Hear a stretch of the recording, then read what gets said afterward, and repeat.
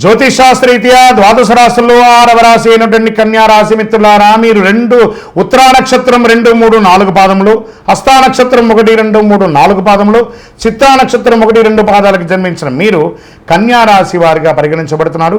ఈ నెల మీకు శుభాశుభ ఫలితాలు ఎలా ఉన్నాయంటే, గోచార గ్రహస్థితులను బట్టి షష్టమంలో రాహు, సప్తమంలో శని, అష్టమంలో శుక్రుడు, భాగ్యస్థానంలో బుధుడు, దశమంలో గురువు, రవి బుధుడు ఉన్నారు, కుజుడు ఉన్నాడు, వ్యయంలో కేతు ఉన్నాడు.